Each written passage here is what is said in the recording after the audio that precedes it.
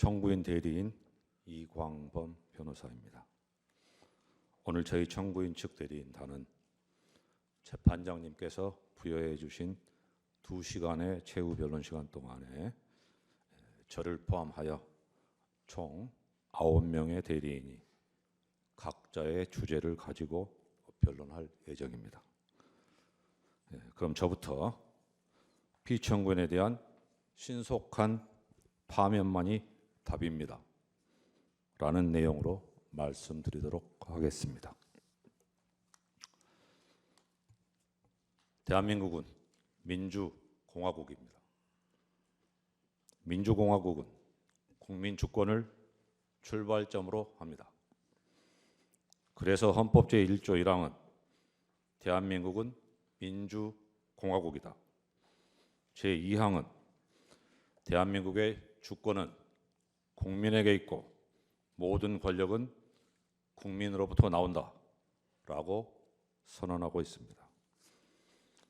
또한 민주공화국은 대의민주제를 바탕으로 하고 있습니다. 국민이 국가 의사를 직접 결정하지 않고 대표자를 선출하여 결정하게 하는 것입니다. 대의민주주의 실현을 위해서는 선거가 필수적입니다. 선거와 선출직 공무원의 임기제는 민주공화국 국민이 공존하기 위한 최소한의 법칙입니다. 피청구인처럼 선거에 의하여 선출된 사람 스스로가 선거의 공정성에 의문을 제기한다면 민주공화국은 존립할 수 없습니다. 선거제를 전제로 하더라도 한 사람이나 특정 집단이 국가 권력을 오용하거나 남용하면 민주공화국의 근본이 훼손될 수 있습니다. 그래서 권력 분립이 필수적입니다. 입법, 사법, 행정의 산권 분립은 기본이고 우리 헌법은 여기에서 더 나아가 헌법재판소와 선거관리위원회까지 헌법기관으로 두고 국가 권력의 분산과 상호 견제를 도모하고 있습니다. 세계 각국이 우리나라 헌법재판소를 모델로 삼고 있고 대한민국 헌법재판소는 세계 헌법재판소의 중심에 서 있습니다. 세계 각국이 우리나라 선거 관리를 부러워하고 선거관리 시스템을 공부하고 있습니다. 헌법재판소와 선거관리위원회는 대한민국의 자랑거리입니다. 여러 차례 헌법 침탈이 있었지만 대한민국은 민주공화국임을 포기한 적이 결코 없습니다.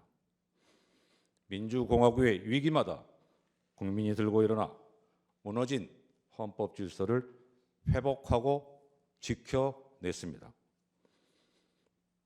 이승만 대통령은 6.25 동란 와중인 1952년 폭력을 동원하고 국회의원들을 위협하여 발췌 개헌안을 통과시켰습니다. 여소야대 정국에서 간선제로는 대통령이 될 가능성이 없자 저지른 짓입니다. 1954년에는 삼선 제한을 철폐하는 개헌안을 4.4.5입이라는 황당한 계산법을 적용하여 통과시켰습니다. 이승만이 종신독재의 야욕을 드러내자 민심은 등을 돌렸습니다. 그러자 이승만 정권은 1960년 그 유명한 3.15 부정선거를 저지르고 맙니다. 박정희 대통령은 어떠했습니까?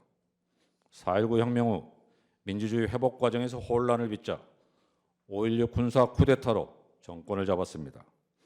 1969년 대통령 3선 금지 구정을 폐지하는 헌법 개정을 했습니다. 1972년 비상계엄을 선포하고 유신헌법을 만들었습니다. 통일 최국민회의를 설치하여 간선제로 대통령과 국회의원 정수의 3분의 1을 선출하도록 하였습니다. 대통령에게 국회 해산권을 부여했습니다. 국민은 저항하였고 박정희 독재 정권은 긴급조치 나한발로 연명하였습니다. 전두환 대통령은 12.12 군사 쿠데타로 정권을 잡았습니다. 친위 쿠데타입니다. 대통령 간선제는 유지되었고 국가보위 입법회의가 만들어져 국회를 대체하기도 하였습니다. 이승만, 박정희, 전두환 대통령은 모두 전시 비상계엄이나 스스로 선포한 비상계엄 하에서 헌법 개정을 통해 독재의 길로 접어들었습니다. 그러나 영구 집권을 꿈꾸던 이들은 모두 비참한 최후를 맞이해야만 했습니다. 이승만은 4.19 혁명 후 미국으로 망명하였습니다. 국민으로부터 버림받은 초대 대통령은 하와이에서 쓸쓸하게 숨졌습니다. 박정희는 산업화의 업적을 뒤로하고 부하가 쏜 총탄에 맞아 비명행사하였습니다. 전두환은 권좌에서 내려왔지만 반란 및 내란 수괴죄로 법정에 서는 것을 피할 수 없었습니다. 수많은 대한민국 국민이 역사의 고비마다 민주공화국 수호를 위하여 피 흘리고 목숨 바치고 옥살이를 마다하지 않은 결과입니다. 1960년 4.19 혁명, 1979년 부마 민주항쟁, 1980년 5.18 광주 민주화운동, 1987년 6월 민주항쟁이 대표적입니다. 피청구인은 2024년 12월 3일 심야에 우리 대한민국 국민이 피와 목숨을 바쳐 지켜온 민주헌정 질서를 무참하게 짓밟았습니다. 1987년 헌법 개정 이후 대한민국 국민은 민주공화국의 이념과 원칙을 더욱 공고히 하여 왔습니다. 세계가 대한민국의 민주주의를 칭송하였습니다. 감히 현직 대통령에 의한 헌법 파괴와 민주공화국 전복 행위가 있을 것이라고는 꿈에도 생각하지 못했습니다. 그런데 2024년 12월 33일 밤 10시 23분경 한 해가 저무는 그날 밤 피청구는 정규 방송을 중단시키고 나타나 국민 앞에 마주 앉아서 비상계엄 선포 담화문을 낭독하는 장면을 시청하도록 강요했습니다. 그 순간 우리는 여기저기 전화했고 이후 거의 모든 국민이 집에서, 식당에서, 길거리에서, TV나 휴대전화로 비상계엄 전개 상황을 실시간으로 시청하였습니다.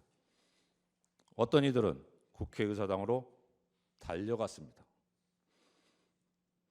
피청구인은 담화에서 국회를 범죄자 집단의 소굴, 자유민주 체제를 붕괴시키는 괴물이라고 단정하였습니다. 파렴치한 종국 반국가 세력, 폐악질을 일삼는 망국의 원흉 반국가 세력을 반드시 일거에 척결하겠다고 결기를 보이기도 했습니다. 우리는 대한민국 국군이 완전 무장을 하고 헬기로 국회에 착륙하는 장면을 지켜봤습니다. 무장군인은 유리창문을 깨부수고 국회의사당에 난입했습니다. 경찰은 국회의원 출입까지 막아서면서 국회를 봉쇄했습니다. 시민들은 국회 밖에서 경찰에 맞섰습니다.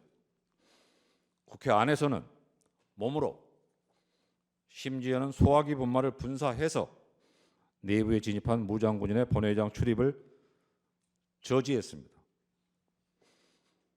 한마디로 영화나 드라마에서도 볼 수 없었던 초현실적인 장면들이었습니다.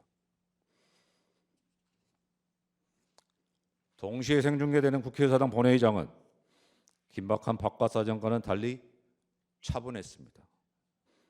국회의장은 절차 준수를 강조하였습니다. 본회의장 안팎을 동시에 지켜보고 있는 국민은 저러다 저지선이 뚫리면 어쩌나 하면서 초조하게 애타게 지켜봐야만 했습니다.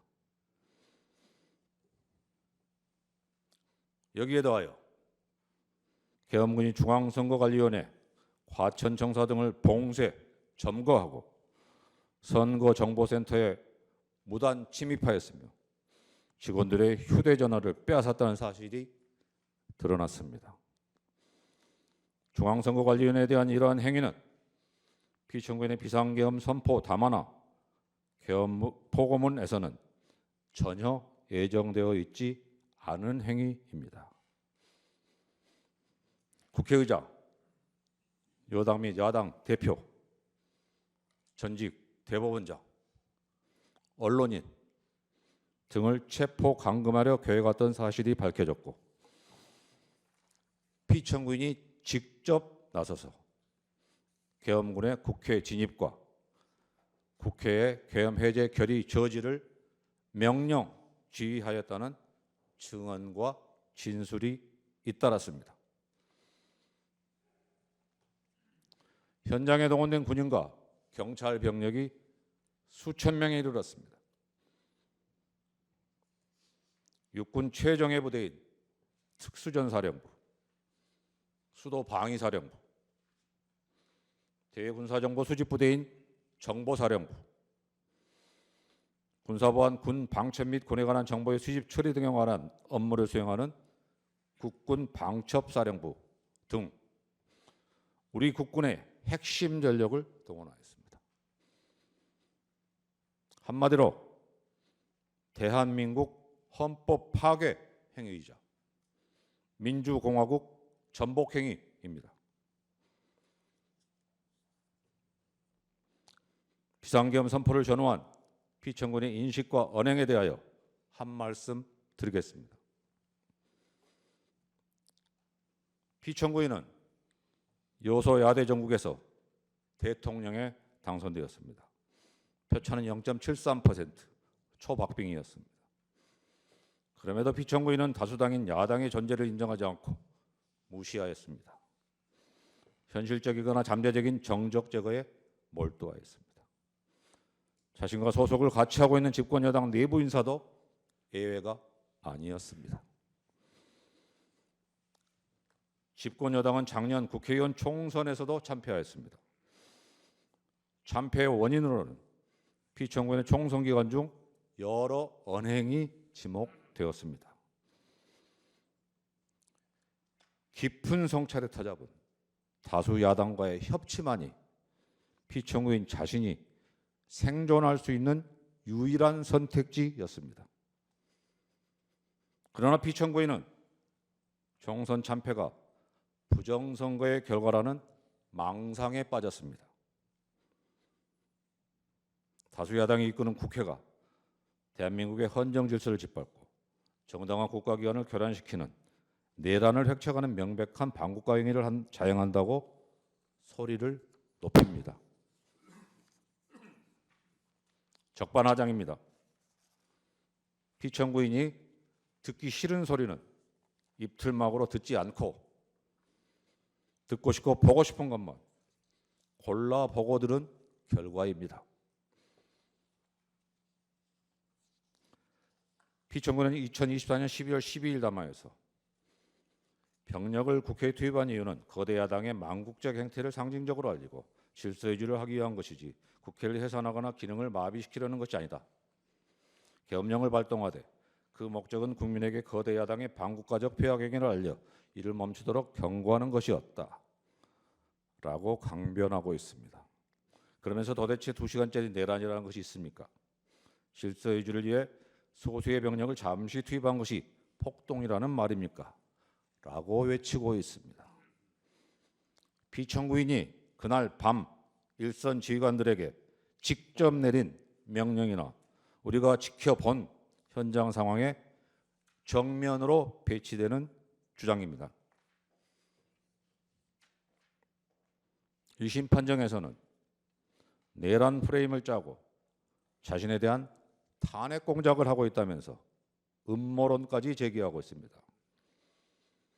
비상계엄을 계몽령이라고 주장하고 있습니다. 누가 누구를 계몽하겠다는 것입니까? 법꾸라지 법비의 요설이라는 말까지 나오고 있습니다.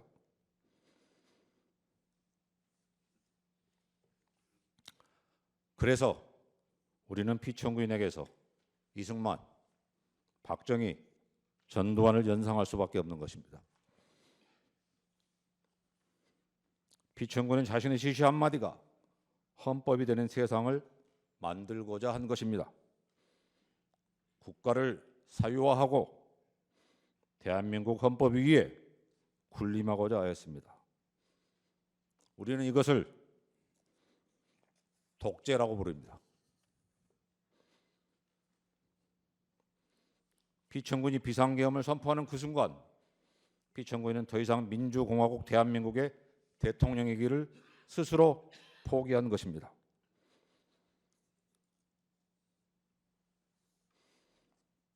헌법재판소는 피청군 주장의 부정선거 논란에 대하여도 깊이 헤아려 주시기 바랍니다. 피청군은 2025년 1월 15일 공개된 자필 메시지에서 우리나라 선거에서 부정선거의 증거는 너무나 많습니다.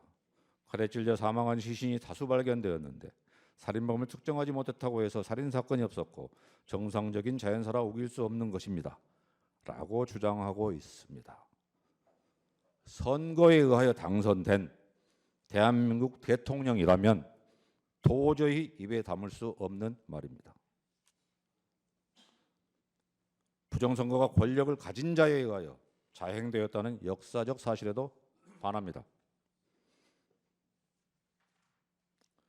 대의 명분으로 삼았던 거창한 구호는 사라지고 부정선거 의혹 규명, 선거 시스템 점검이 비상계엄 선포의 목적이라고 이야기하고 있습니다.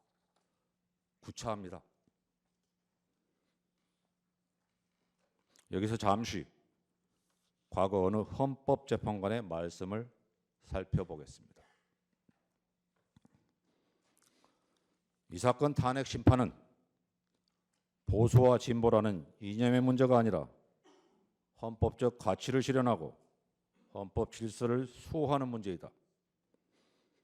그리고 이 사건 탄핵 심판은 단순히 대통령의 과거 행위의 위법과 파면 여부만을 판단하는 것이 아니라 미래 대한민국이 지향해야 할 헌법적 가치와 질서의 규범적 표준을 설정하는 것이기도 하다. 이것은 박근혜 전 대통령에 대한 탄핵사건 결정문의 보충 의견입니다. 맞는 말씀입니다. 헌법재판소의 결정은 주문도 중요하지만 결정 이후에 담겨있는 내용도 중요합니다. 우리가 구현하고자 하는 헌법 가치를 담고 있기 때문입니다.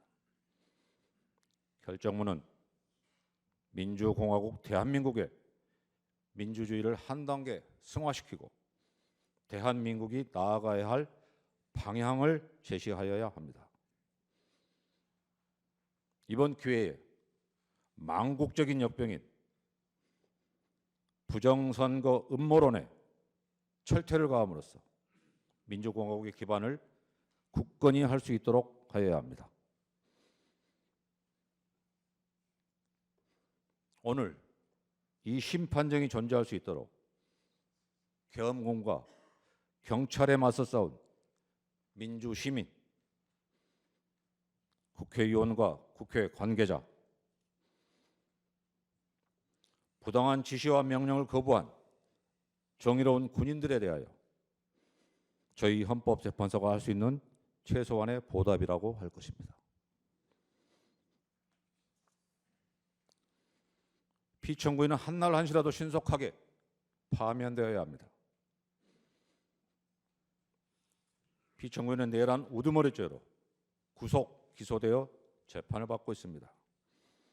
전 국방부 장관, 군 고위 장성, 경찰 수뇌부도 내란 중요임무 종사죄나 내란 부하 수행죄로 기소되어 구속 상태로 재판을 받고 있습니다.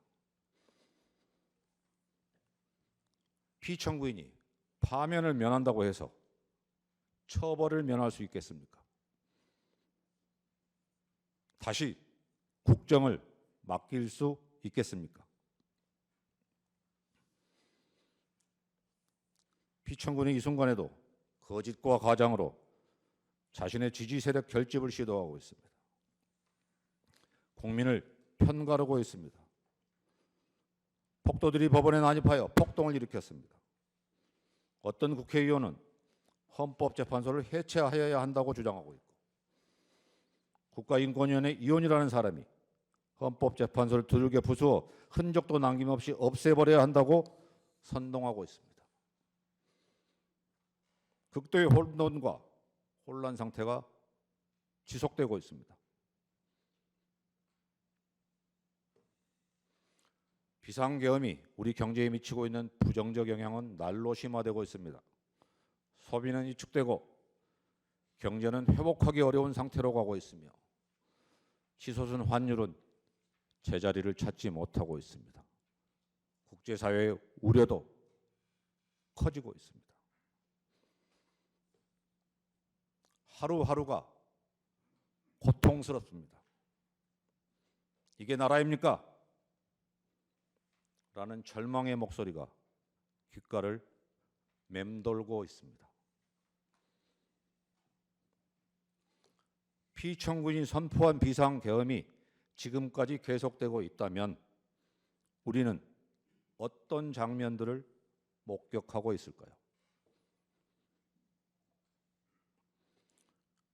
피청구인이 복귀한다면 제2, 제3의 비상계엄을 선포하지 않을 것이라고 누가 보장할 수 있겠습니까? 국민과 더불어 재판부의 현명한 판단을 악망합니다.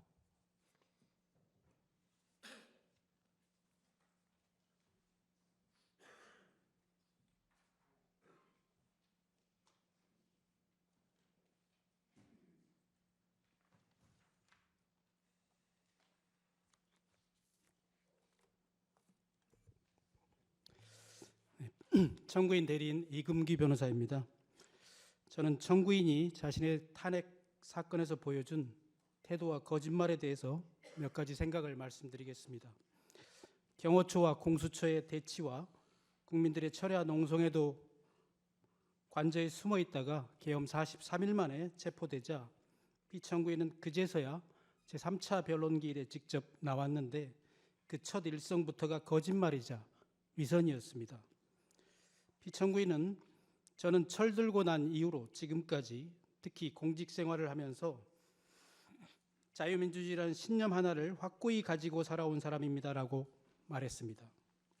종북 반국가 세력을 일거에 척결하고자 비상계엄을 선포한다고 무섭게 말했던 사람의 입에서 나온 말이라고는 도저히 믿기지 않았고 큰 기대를 하지는 않았지만 또다시 절망을 느꼈습니다. 다만 비상계엄을 전가의 보도처럼 생각하는 사람이라면 이 심판 청구는 결국 인용이 되고 말 것이라는 확신이 드는 순간이기도 했습니다. 그날 재판관님께서는 두 개의 질문을 하셨는데 첫 번째는 비상입법기구 예산을 지시했는가였고 두 번째는 수방사령관과 특전사령관에게 국회의원을 끌어내라고 지시했는가였습니다. 기재부 장관에게 쪽지를 준 적이 있는지 이런 간단한 질문에도 피청구인은 준 적도 본 적도 없다고 하면서도 국방부 장관에게 자신의 책임을 떠넘기는 변명을 장황하게 늘어놓았습니다. 사령관들에게 국회의원들을 끌어내라고 지시한 적이 있느냐는 두 번째 질문에는 없습니다라고 변명 없이 간결하게 답변하는 모습이 오히려 구차해 보이지는 않았습니다. 처음으로 출석해서 했던 첫 일성부터가 거짓말이라는 것은 누구라도 팩트 체크가 가능할 정도입니다. 최상목 부총리의 말은 물론이고 조태열 외교부 장관의 진술만으로도 A4 문건을 직접 나눠준 사실이 드러났고, 사령관은 물론 수많은 군인들의 증언을 통해서 국회의원들을 끌어내라고 지시한 사실 또한 명백히 인정됩니다. 피청구인 때문에 내란의 공범이 되어 구속된 어떤 군인은 자신의 일생이 송두리째 무너지게 된 이 상황에서도 자신의 명령에 따랐던 부하들에게만큼은 화가 미치지 않게 해달라고 호소하고 있는 것과는 너무나도 다르게 거짓말로 자신의 죄를 감추려 하고 자신이 망쳐놓은 군인과 부하들에게 자기의 죄마저 뒤집어 씌우는 모습을 보고 또 한 번 실망을 금할 수가 없었습니다. 피청구인이 구치소에서 재판소로 출석하는 날에는 수백, 수천의 경찰관들이 동원이 되고 국민들은 이쪽과 저쪽으로 편이 갈려서 나라가 쪼개질 것만 같고 저 같은 일개 서생조차도 나라 꼴이 걱정이 되는 판인데, 청구인은 걱정도 안 되는지 재판소에 와서도 심판정에는 들어오지도 않거나 재판이 시작하기도 전에 다시 돌아가 버리는 것을 보면서 이 나라 공무원들의 노고는 안중에도 없고 국민들의 시선 따위는 아랑곳하지 않는 모습도 지켜봐야만 했습니다. 피청구인은 대통령 취임식에서 대통령으로서의 직책을 성실히 수행할 것을 국민 앞에 엄숙히 선서합니다라고 했지만 어쩌면 그 선서부터가 거짓이고 위선이었을지도 모른다는 생각이 듭니다. 대통령으로서 국민 앞에서 직무상의 거짓말을 하지 않고 진실해야 하는 것은 단순한 도덕적인 요청이 아니라 헌법적 요구이자 법적인 의무인 것입니다. 미국 제37대 대통령 닉슨은 단지 거짓말을 했다는 이유만으로 탄핵 위기에 몰렸고 결국 대통령직에서 사임해야만 했습니다. 피청구인은 자신의 잘못을 인정하지 않고 거짓말을 하는 것도 모자라서 그날의 진실을 고백하고 처벌을 감수한 군인들과 부하들을 거짓말쟁이로 몰고 탄핵과 내란을 공작하고 있다고 공격하였습니다. 그래서 이 사건은 마치 진실 게임 같은 것이 돼버렸습니다. 피청구인이 한 거짓말 때문에 온 국민이 듣기 평가를 받아야 했던 적도 있고 심지어는 출근 행렬도 거짓이라는 의혹도 있습니다만 그것이 탄핵 사유는 아니므로 논외로 하겠습니다. 그렇지만 이 재판은 피청구인의 말과 언어가 처음으로 진실이었는지 아니면 거짓이었는지가 공식적으로 확인되는 의미를 갖고 있다고 생각합니다. 12.3 그날 밤 저는 느닷없는 계엄에 우선은 놀랐고 하필이면 지금 이때에 군에 가 있는 아들이 생각나서 내 아들이 계엄군이 될 수도 있는 건가? 라는 생각에 두려웠습니다. 비상계엄 자체도 너무 무섭지만 내 아이가 계엄군이 되는 것은 더더욱 끔찍한 일이었습니다. 그래서 국회로 달려갔고 국회는 다행히 계엄 해제안을 통과시켰습니다. 헌법이니 민주주의니 이런 생각을 하기보다는 그저 나와 내 아이들의 안전을 생각했고 아버지로서 아들이 계엄군이 될 수도 있는 상황만큼은 막아야만 했기 때문에 헬리콥터 소리가 너무 크고 총을 들고 있을지도 모르는 계엄군과 맞서는 것도 너무나 무서웠지만 소심한 용기나마 짜내어 국회 앞으로 달려갔던 것입니다. 그날 밤 큰 비극이 일어나지 않은 것은 국민들이 무서움을 무릅쓰고 온몸으로 막았기 때문이지 피청구인이 아무 일도 하지 않았기 때문이 결코 아닙니다. 만약 그를 막지 못했다면 우리 아이는 지금쯤 계엄군이 되어 있을지도 모르고 포고령이 무서워서 처단받을까 봐 무서워서 친구들과 카톡도 마음대로 하지 못하고 있을지도 모릅니다. 청구인 대리인에게 앞서서 저 또한 국민의 한 사람으로서 아들을 계엄군으로 만들려고 했던 피청구인에게 말할 수 없는 분노와 배신감을 느낍니다. 그리고 두려움을 느낍니다. 저는 아직 대통령의 신분인 피청구인의 앞에서 이렇게 말하고 있는 지금도 솔직히 떨리고 무섭습니다. 주권자를 배신한 피청구인을 심판하는 공개된 이 법정에서조차도 그가 두려운 것은 그가 아직 이 나라의 대통령이기 때문입니다. 존경하는 재판관님, 그날 국회가 해지안을 결의하고 다소 안도하는 심정으로 집에 가는 길에 여의도 공원에 낡은 비행기 한 대를 보았습니다. 8.15 해방 이후에도 김구 주석과 임시정부 요인들은 고국에 돌아오지 못하고 있다가 그의 겨울이 되어서야 일반인의 자격으로 이 비행기를 타고 당시 여의도 공항인 이곳에 내렸다고 합니다. 누군가는 부수고 무너뜨리고 팔아먹고, 반대로 누군가는 지키고 세우고 뺏기고 또 빼앗겨도 끝까지 되찾고자 하는 것, 그것이 과연 무엇일까요? 그것은 바로 피청구인이 말한 자유민주주의 시민으로서의 자격증, 바로 주권이라고 생각합니다. 나는 지금 부수고 무너뜨리고 빼앗는 자리에 서 있을 것인가, 아니면 지키고 세우고 되찾는 자리에 서 있을 것인가를 생각하면서 변론을 마치겠습니다. 감사합니다.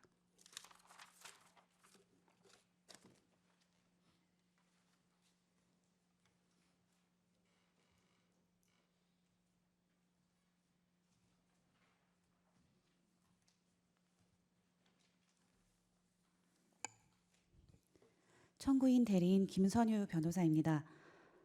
저는 피청구인이 이번 비상계엄으로 대한민국 군대에 끼친 해악에 대해 말씀드리려고 합니다. 2022년 6월 24일 피청구인은 6.25 참전용사를 초청하여 메달을 수여했습니다. 그 메달의 이름은 평화의 사도 메달이었습니다. 우리가 군인을 평화의 사도라고 불러야 하는 이유는 이들에게 부여된 최고의 의무가 바로 평화를 지키는 일이기 때문입니다.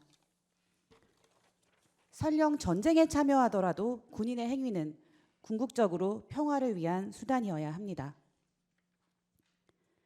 그러나 참전 용사의 목에 평화의 사도 메달을 걸어주던 피청구인은 2년 뒤 군인들을 내란의 현장으로 내몰았습니다. 평화 대신에 분열과 혼란의 소용돌이 속으로 밀어 넣었습니다.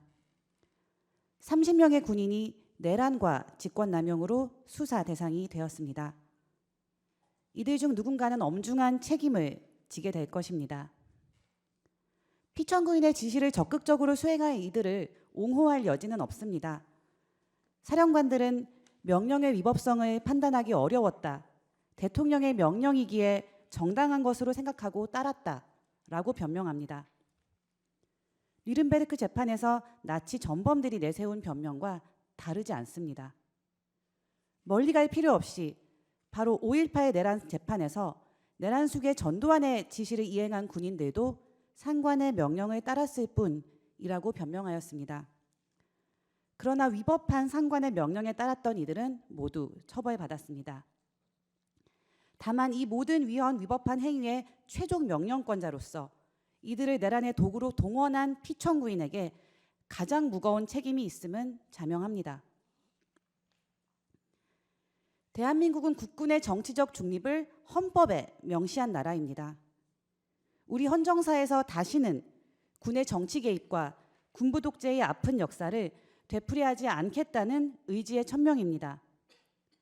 그러나 피청구인은 87년 헌법 이후 40년 가까이 지켜온 문민 통제와 국군의 정치적 중립 원칙을 무참히 훼손하였습니다. 국민을 위한 군대를 한 개인의 정치적 목적에 이용된 사병으로 전락시켰습니다. 불과 몇 년 전 기무사를 해체하고도 국군은 또다시 정치 개입의 역사와 단절하지 못했다는 불명예를 안게 되었습니다. 국민들이 군의 정치적 중립은 물론 국가 안보에 대한 군의 헌신마저 불신하게 될까 우려스럽습니다. 이러한 불신은 자유민주주의 공화국의 토대를 위태롭게 합니다. 피청구인이 끼친 해악은 이뿐만이 아닙니다. 비상계엄 이후 이달 3일까지 52명의 특전부사관이 전역을 신청했습니다. 전년도 같은 기간에 비해 3배 이상 늘어난 숫자입니다. 숙련된 군 간부의 이탈은 군대가 또다시 내란의 주역이 되었다는 자괴감이나 비상계엄 이후 군대에 가해진 사회적 비난과도 무관하지 않을 것입니다. 양병 10년, 용병 1일이라는 말처럼 군인은 언제 있을지 모르는 한 번의 위기 상황을 대비하기 위해 긴 시간 피나는 각고의 노력과 훈련을 통해 양성되는 사람들입니다. 군인은 대한민국의 자유와 독립을 보전하고 국토를 방위하며 국민의 생명과 재산을 보호하고 나아가 국제 평화의 유지에 이바지함을 그 사명으로 삼고 있으며 충성과 성실, 정직과 청렴의 의무를 집니다. 이런 소명과 헌신을 담보로 국민은 세금을 기꺼이 지불하는 것입니다. 그러나 피천구인의 위헌 위법한 비상계엄은 동원된 군인들 개개인의 삶을 송두리째 파괴했을 뿐만 아니라 국가가 키워낸 소중한 인적 자원을 무용지물로 만들었습니다. 숙련되고 충성된 지휘관을 다시 양성하고 군에 대한 신뢰를 회복하기까지 우리 사회는 또다시 많은 시간과 비용을 치러야 할 것입니다. 이에 대해 군 통수권자인 피천구인은 이제까지 한 번도 진심 어린 사과와 용서를 빌지 않았습니다. 한 사람의 장군과 고급 장교가 탄생하려면 본인의 노력뿐 아니라 그 가족과 동료들의 응원과 헌신, 희생이 필요합니다. 이번 비상계엄에 동원된 군인의 가족과 동료들은 결코 치유하기 어려운 자괴감으로 괴로워하고 있을 것이 분명합니다. 누가 어떻게 이들의 상처를 보듬어 줄 것이며 그동안 군인으로서 지켜온 명예를 회복시켜 줄 수 있겠습니까? 군인이 추구하는 최고의 덕목은 용기이고 용기에 대한 최고의 보상은 명예입니다. 이 사건 심판정에서 우리가 목도한 군인의 용기를 보호하고 존중하는 것이 명예 회복의 시작이 아닐까 합니다. 계엄 상황에서 모든 군인이 위법한 명령에 맹목적으로 복종하지는 않았던 것으로 보입니다. 소극적인 비협조나 주저함이었다 해도 피천구인의 비상계엄이 초래할 수도 있었던 더 큰 참상을 막은 것은 대단한 영웅적 행동이 아니라 상식과 양심에 따른 작은 용기들이었습니다. 나아가 위법한 명령을 거부하는 것이 용기가 필요한 결단이 아니라 당연한 군인의 권리이자 의무가 될 때 대한민국 군대는 비로소 권력자의 사병이 아니라 제복을 입은 민주 시민으로서 명예를 되찾을 수 있을 것입니다. 또한 일어난 일을 진실 그대로 증언하는 것도 용기입니다. 사령관들이 입을 닫아 감추려고 했던 그날의 진상은 그 부하들의 입을 통해 드러났습니다. 더욱이 자신도 불법에 가담했음을 인정하고 책임을 감수하며 사실 그대로 증언하는 용기와 그 진술에는 힘이 있습니다. 용기 있는 진술이 이 사건 탄핵 심판에서 사실 인정의 기초가 되었으면 합니다. 그리고 군대를 내란의 도구로 삼은 군 통수권자에게는 책임을 물어 파면해야 합니다. 피천구인이 군 통수권자의 지위에 있는 한 군의 정치적 중립과 명예회복은 불가능합니다. 피천구인의 지시를 따르지 않았던 군인은 보호될 수 없을 것입니다.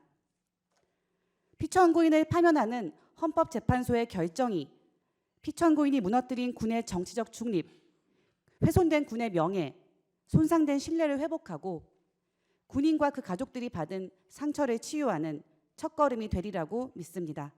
감사합니다.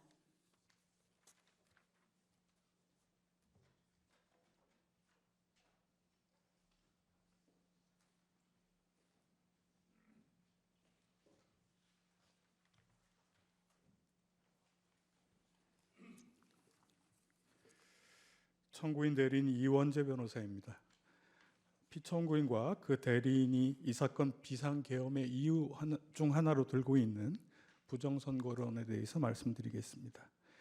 소추 사유 중 피청구인이 중앙선거관리위원회 침탈과 관련되어 있는 내용입니다. 비상계엄이 선포된 후 국회에서 일어났던 일은 온 국민이 실시간 방송을 통해 지켜보아서 그 실상을 잘 알고 있습니다. 그러나 당시 군 병력이 선거관리위원회에 출동했던 일은 뒤늦게 알려지고 또 그 과정이 자세히 보도되지도 않아서 국민들에게 실상이 덜 알려져 있습니다. 이후 수사 과정에서는 비상계엄 주도 세력이 선관위 주요 직원들을 체포, 감금하고 심지어 고문까지 할 계획을 세운 것이 드러났습니다. 아시다시피 피청구인이 계엄을 선포하면서 밝힌 계엄 사유에는 선관위나 부정선거에 관한 내용은 없었습니다. 2024년 12월 12일자 담화에서 피청구인은 선관위 전산 시스템에 문제가 많아서 국방부 장관에게 점검하도록 지시하였다라고 하였습니다. 그러나 선관위 전산 시스템의 문제가 비상계엄의 사유가 될 수 없다는 점은 차치하더라도 피청구인이 문제라고 언급했던 내용은 사실과 달랐습니다. 담화에서 피청구인은 2023년 하반기에 국정원이 정보 유출과 전산 시스템 안정성을 점검하고자 하는 것을 선거관리위원회가 완강히 거부하였다. 보안 점검을 받게 된 후에도 전체 시스템 장비의 일부만 점검에 응하고 나머지는 불응하였다고 하였습니다. 그러나 2023년은 물론 그 이전이나 그 이후에도 국정원이 선관위에 보안 점검을 요구하거나 선관위가 보안 점검을 거부한 일은 없었습니다. 법률상 국회, 법원, 헌법재판소, 선관위 같은 헌법기관은 스스로 필요성이 있어 요청하지 않는 한 국정원의 보안 점검 대상이 아니기 때문입니다. 2023년 국정원의 보안 점검은 선관위가 스스로 요청해서 이루어졌습니다. 보안 점검을 받을 때 선관위는 전체 보유 장비에 대한 접근 권한을 국정원에 부여했습니다. 다만 국정원이 시간 제약 등으로 해서 선거 시스템과 관련한 중요 전산 장비 위주로 선정해서 일부만 점검하였던 것인데 이걸 두고 선관위가 장비 일부분만 점검에 응하고 나머지는 불응하였다라고 하는 것은 사실을 왜곡하는 주장입니다. 또 그 담화에서 피청구인은 국정원 직원이 해킹을 시도하자 얼마든지 데이터 조작이 가능하였고 방화벽도 사실상 없는 것이나 마찬가지였다라고 하였습니다. 그러나 당시 보안 점검은 부정선거 방지를 위한 각종 법적 제도적 장치를 배제하고 기술적 부문에 한정해서 실시되었습니다. 또 기술적인 부문의 모의 해킹도 선관위가 국정원의 시스템 정보와 접속 관리자 테스트 계정을 미리 제공하고 침입 탐지 차단 등 자체 보안 시스템을 완전히 적용하지 않은 상태에서 진행되었습니다. 이런 조건을 무시하고 얼마든지 데이터 조작이 가능하였고 방화벽도 사실상 없는 것이나 마찬가지였다라고 하는 것은 지나친 확대 해석입니다. 피청구인은 2024년 4월 총선을 앞두고 선관위에 문제 있는 부분에 대한 개선을 요구했지만 제대로 개선되었는지는 알 수 없었다라고도 했습니다. 그러나 선관위는 보안점검 이후에 지적된 취약점을 대부분 조치하고 24년 4월 총선 전에 정당 참관인 입회하에 2차례 국정원과 합동으로 이행 여부 현장 점검을 완료하였습니다. 달리 국정원이나 다른 기관이 선관위의 시스템에 대해서 문제점을 제기하거나 점검 요구를 하거나 개선 요구를 한 적은 없었습니다. 즉 개선 여부를 알 수 없었다는 주장은 사실이 아닙니다. 피청구인은 2025년 1월 15일에 공개한 국민께 드리는 글에서 선관위의 시스템의 부실에 관한 주장에서 한 발짝 더 나아가서 우리나라 선거에서 부정선거의 증거는 너무 많다. 선거소송의 투표함 검표에서 엄청난 가짜 투표지가 발견되었다는 등 부정선거 주장까지 하였습니다. 그러나 과거 여러 차례 선거소송 재검표에서 정규 투표지가 아닌 가짜 투표지는 발견된 적이 없습니다. 피청구인 대리인이 가짜라고 주장하는 투표지들은 21대 국회의원 선거의 소송 재검표 과정에서 나온 투표지입니다.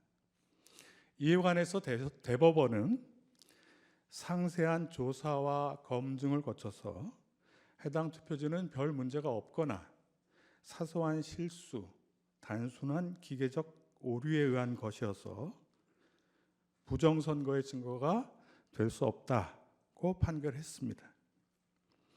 법률가인 피청구인이 한 번만이라도 이 판결을 제대로 읽어보았다면 아마 가짜 투표지 주장이라는 것이 얼마나 근거 없는지 쉽게 알 수 있었을 것입니다. 판결이 아니더라도 이 투표지들이 누군가 부정선거를 목적으로 투입한 가짜 투표지라면 특정 후보에게 유리한 투표지였을 것입니다. 그러나 가짜 투표지 주장을 하는 어느 누구도 그 투표지가 누구한테 유리했나 하는 그런 내용은 전혀 말을 하지 않고 있습니다. 그 투표지들이 특정 후보에게 유리한 내용이 아니었기 때문입니다. 피청구인이 말하는 칼에 찔려 사망한 시신은 어디에서도 발견되지 않았습니다.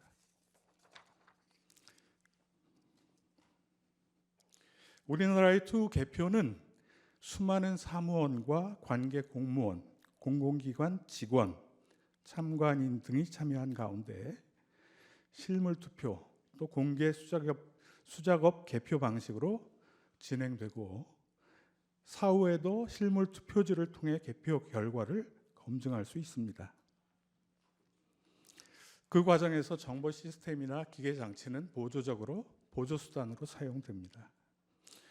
투개표 과정에 한 번이라도 참여해 본 사람이라면 현실에서 누군가 가짜 투표지를 투입하거나 투개표 데이터를 조작하는 것은 사실상 불가능하다라는 것을 잘 알 것입니다. 이 사건 소추 이후에서는 피청구인이 비상계엄을 선포하고 선거관리위원회에 침입해서 서버를 압수수색하고 하는 행위들이 위헌 위법성이 주로 다루어졌지만 비상계엄 이후 피청구인이 담화 등을 통해 선거관리위원회를 공격하고 부정선거 음모론을 제기시키고 확산시킨 행위는 우리나라 선거제도, 대의제도에 더욱 치명적인 영향을 끼쳤습니다. 또 선거관리위원회와 선거 시스템의 신뢰성을 크게 훼손시켰습니다. 부디 피청구인이 주장하는 부정선거 음모론이 얼마나 근거 없는 것인지를 제대로 판단하셔서 우리나라 선거제도와 대의제도의 신뢰성 그리고 선거관리위원회와 수많은 투개표 사무원, 참관인들의 명예와 자긍심을 회복시켜 주시기 바랍니다. 감사합니다.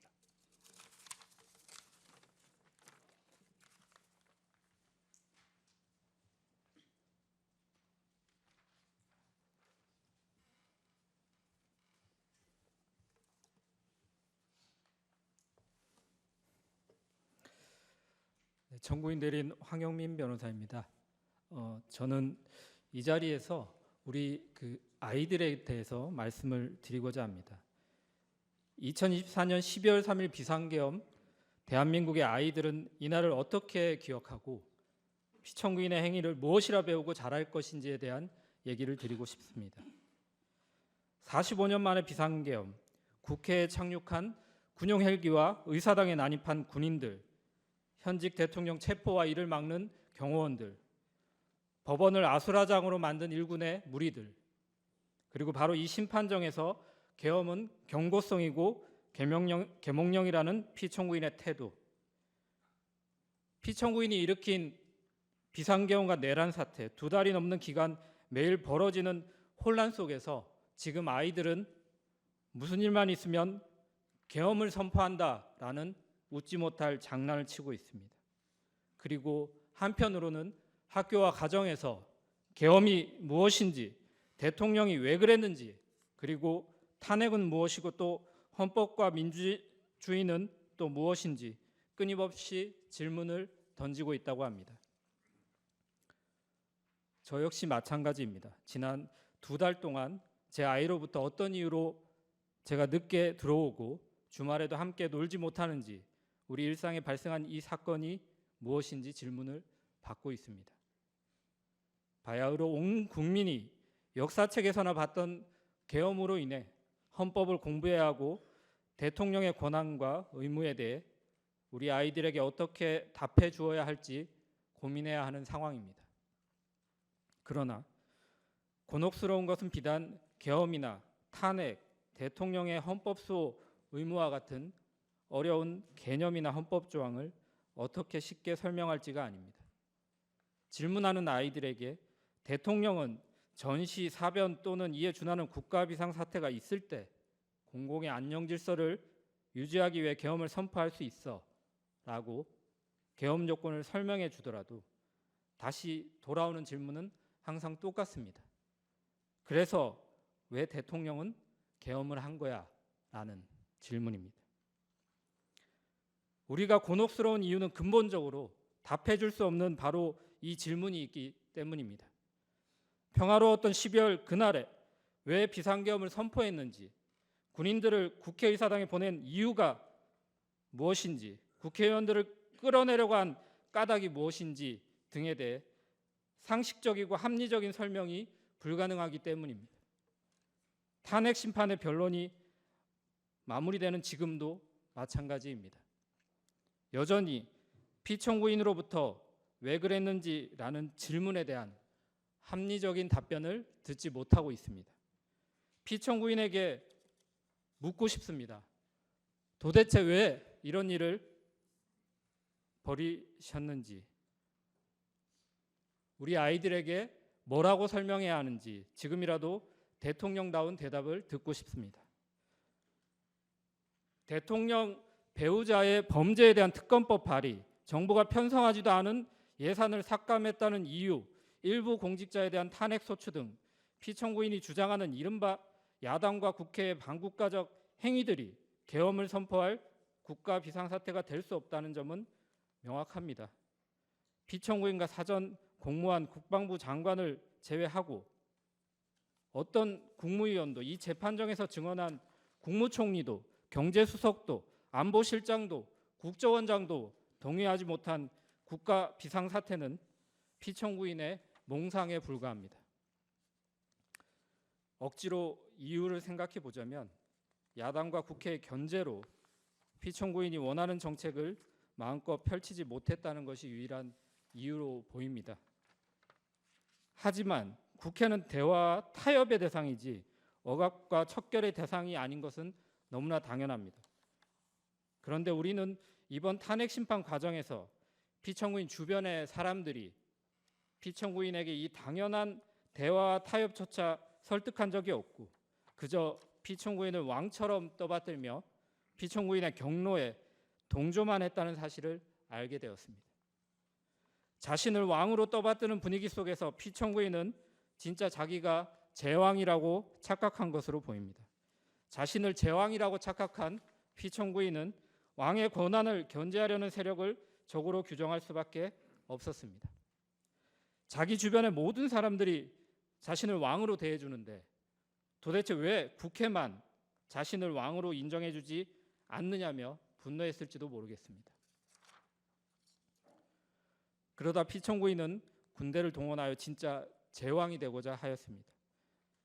이번 계엄은 국회에 대한 경고용이었다라는 피청구인의 변명을 믿어본다면 피청구인은 아마도 군사력을 과시하여 제왕의 권위를 떨쳐 보이려 했던 것 같기도 합니다.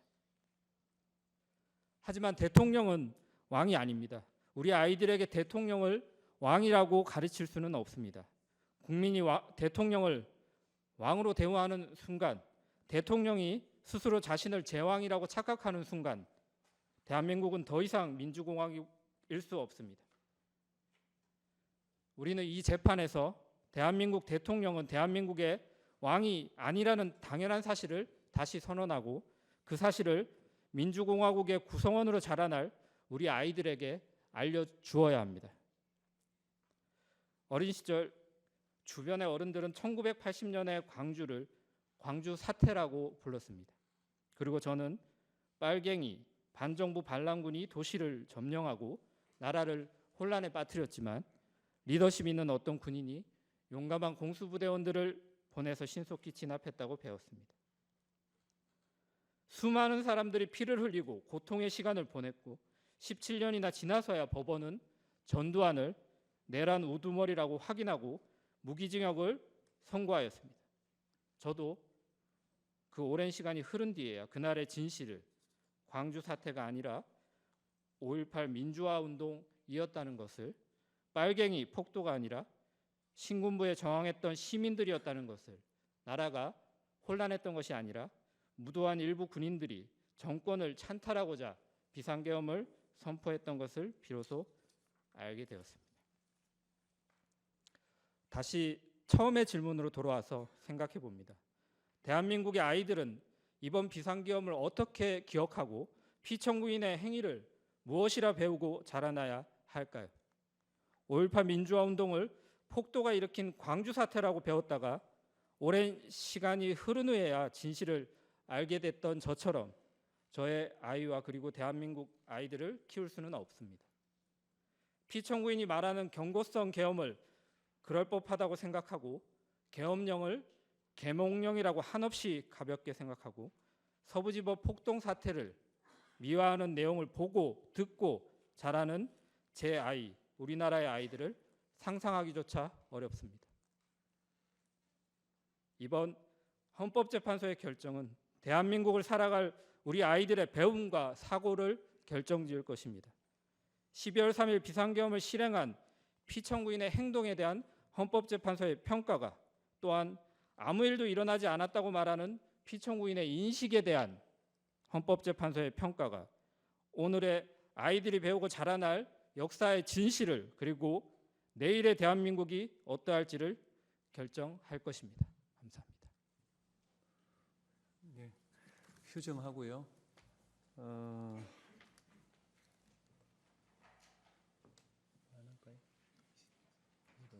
예, 4시 25분에 속개하겠습니다.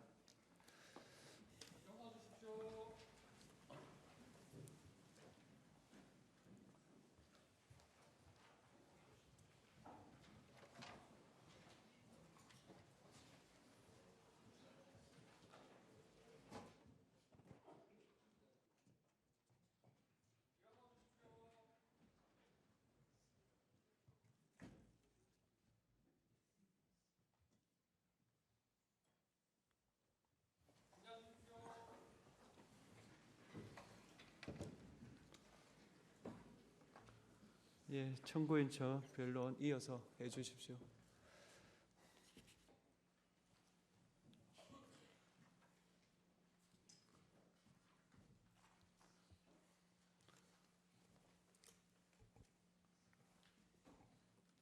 네, 청구인 대리인 장승우 변호사입니다. 저는 이 사건 탄핵 소추 사유와는 살짝 비껴나서 피청구인이 오염시킨 헌법의 말에 대해서 말씀드리려고 합니다. 피청구인이 헌법에 대해 언급했던 말을 일별해 보면서 그가 얼마나 왜곡된 헌법 인식을 가지고 있었는가 하는 점을 살펴보겠습니다. 말은 같은 말을 사용하는 언어 공동체의 구성원들이 서로 소통하는 수단이자 생각을 담는 그릇이라고 합니다. 따라서 누군가가 사용하는 말이 그 말하고자 하는 대상을 제대로 담아내지 못하고 엉뚱한 의미로, 심지어 정반대의 의미로 쓰인다면 더 이상 소통은 불가능할 것입니다. 만일 그 누군가가 권력자라면 개인과 개인 사이의 소통 단절에 그치는 것이 아니라 언어 공동체 전체가 큰 혼란을 겪게 될 것입니다. 피청구인은 자신이 당선된 지난 대선 시기에 자주 헌법을 이야기했습니다. 이번 대선은 반헌법적 세력과 헌법 수호 세력의 대결이라고 하면서 이 나라의 헌법을 지켜야겠다는 마음에서 대선에 나왔다라고 했습니다. 자신의 검찰총장 이력을 내세우면서 상식과 공정을 역설하기도 했습니다. 피청구인이 강조한 헌법 수호나 상식, 공정과 같은 말들은 유권자들에게 적지 않은 울림을 주었습니다. 그 결과였는지 피청구인은 대통령에 당선되었습니다. 대통령 취임식에서 피청구인은 나는 헌법을 준수하고로 시작하는 대통령 선서를 하였습니다.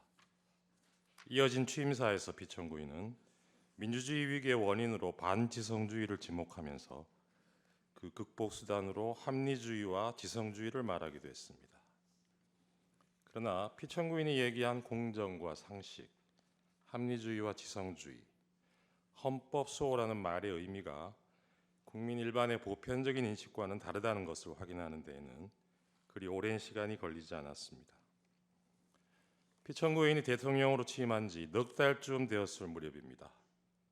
미국 순방 중에 피청구인이 사용한 비속어가 논란이 된 적이 있습니다. 이후 대통령실은 그 논란을 집중 제기했던 특정 언론사 기자의 전용기 탑승을 배제하는 조치를 하였습니다. 이에 대해서 피청구인은 대통령의 헌법 수호 책임의 일환이라면서 부득이한 조치라고 했습니다. 헌법이 보장하는 언론의 자유를 탄압하면서 헌법 수호를 내세운 것입니다.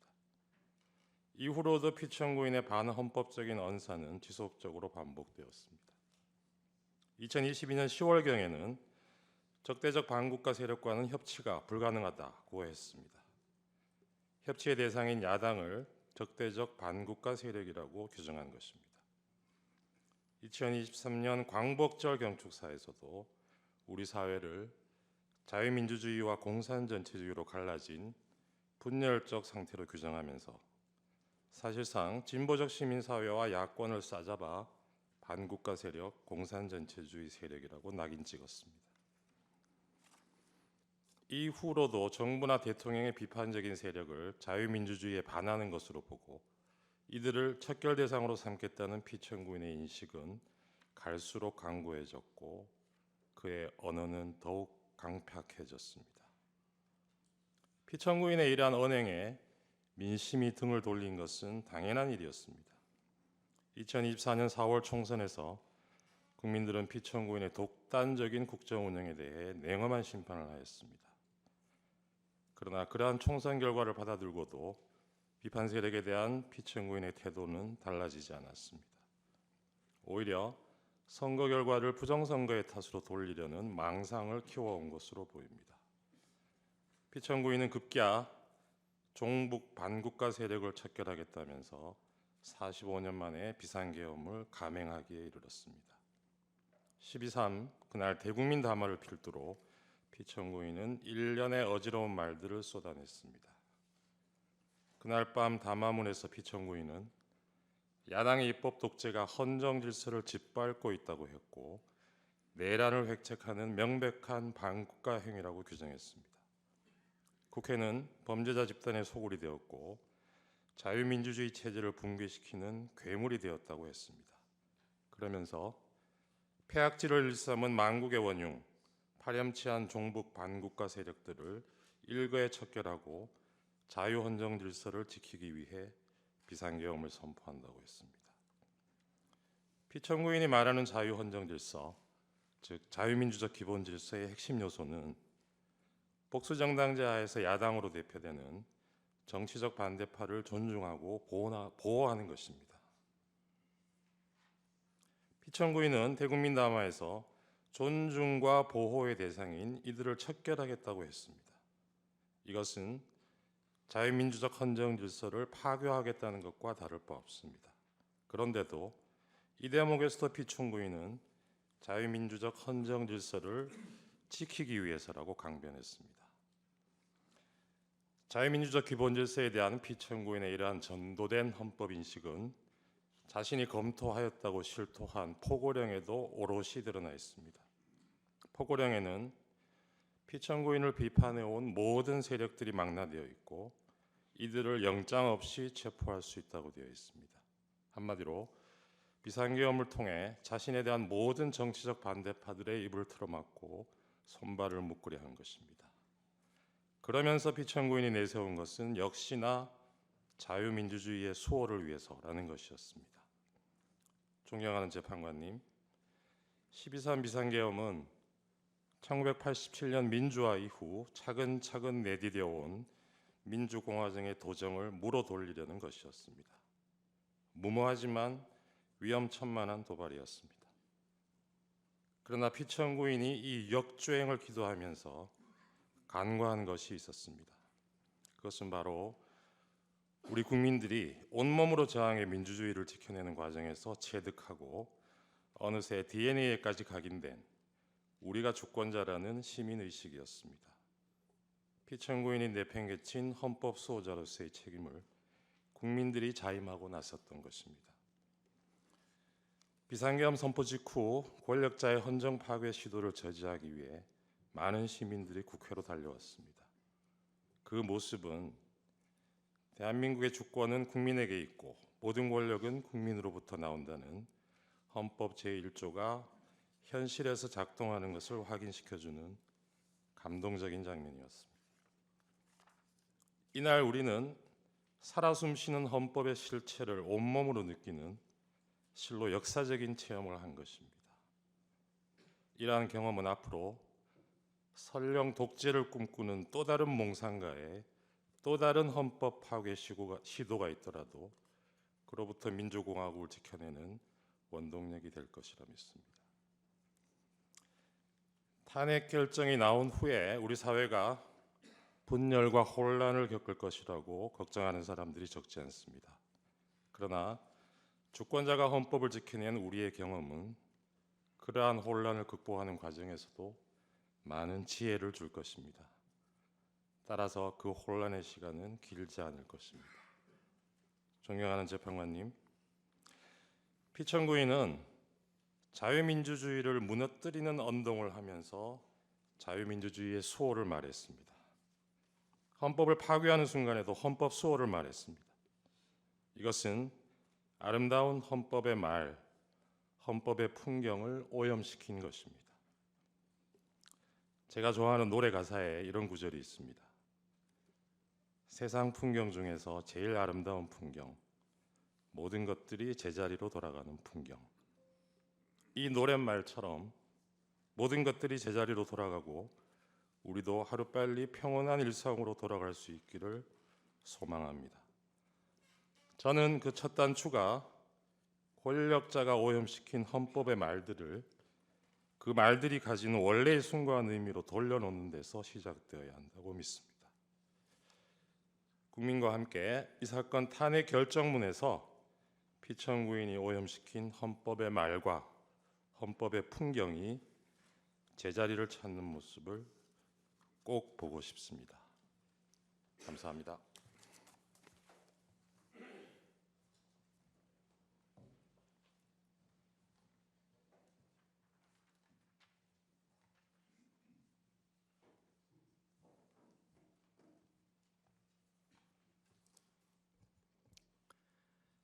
안녕하십니까. 청구인 측 대리인 김진환 변호사입니다. 저는 헌법재판소 그리고 2025년 우리 시민들에게 필요한 진실과 용기라는 주제로 말씀드리려고 합니다. 헌법재판소는 대한민국의 헌법 질서를 지키는 최후의 보루입니다. 하지만 권력자나 다른 국가기관을 압도할 수 있는 힘을 갖고 있지 못합니다. 헌법재판소가 갖는 재판의 권한도 사실 다른 권력기관이 갖는 힘과 비교할 때 그 힘이 미미합니다. 판단하는 힘이라기보다는 오히려 질문하는 힘에 가깝습니다. 헌재가 갖는 유일한 힘은 바로 그 질문하는 힘, 그리고 그 질문이 갖는 설득력입니다. 헌법재판소는 그동안 이런 질문의 힘을 공정하고 정의롭게 사용해 왔습니다. 그 덕분에 우리 사회는 한 걸음 더 성장할 수 있었습니다. 우리의 민주주의가 성숙하게 된 데에 기여한 수많은 요인 중 헌법재판소의 업적을 빼놓을 수는 없습니다. 40년도 되지 않는 길지 않는 역사를 가진 헌법재판소는 대한민국 공동체가 나아가고 민주주의에 대한 신뢰를 굳건히 하는 나침반과 안전판의 역할을 수행해 왔습니다.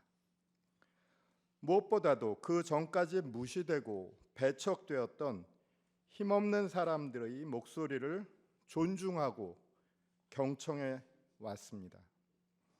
정치 사회 세력이 서로 치열하게 대결하여 어떤 결론도 내리지 못하고 갈등할 때 헌법재판소의 판단으로 평화적으로 처리할 수 있었습니다. 이런 헌법재판소의 성취가 가능하였던 가장 중요한 이유는 우리 국민들이 헌법재판소의 질문과 판단을 신뢰하고 존중하였기 때문입니다.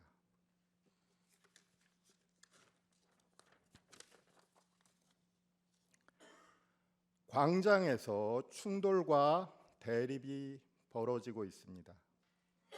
피청구인의 위헌적 행위를 옹호하는 일부 정치 세력과 사회 세력들이 헌법을 부정하며 헌법재판소를 흔들고 있습니다.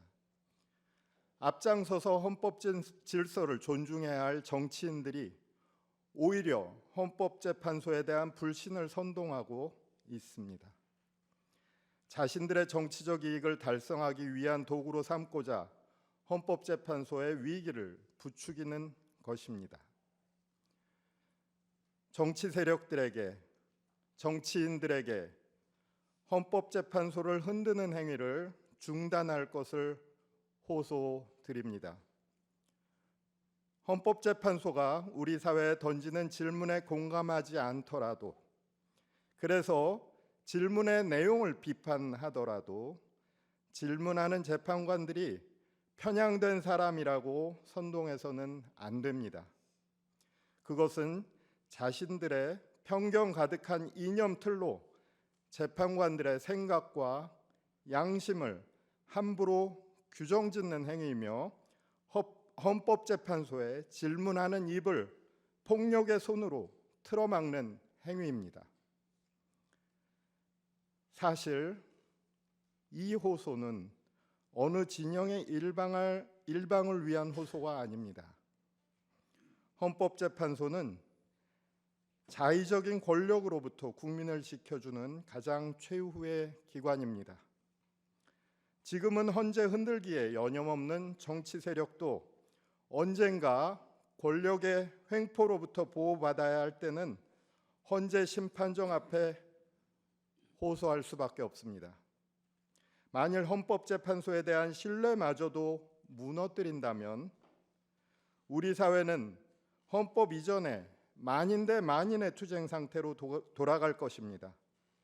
우리에게 남아있는 것이라고는 미움과 혐오, 그리고 중단 없고 한계 없는 최악의 갈등이 될 것입니다.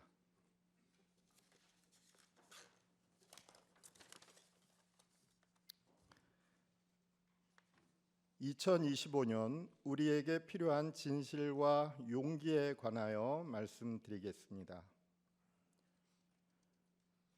1987년 이후 도도하게 흐르고 있는 대한민국의 민주주의는 우리 역사에 거스를 수 없는 성취입니다. 때로는 민주주의가 흔들리는 순간과 마주하기도 했습니다.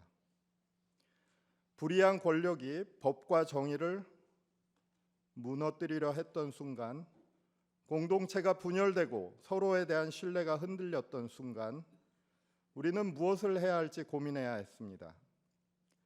우리 국민들은 그 순간마다 더 나은 대한민국을 만들기 위해서는 더 강한 민주주의가 필요하다는 것을 깨달았고, 진실과 정의를 향한 용기로 그것을 지켜왔습니다. 이제 민주주의와 기본권 보장은 단순한 제도가 아니라 국민들의 보편적 합의이며 그 의미를 내면화한 우리 모두의 가치이고 양심입니다.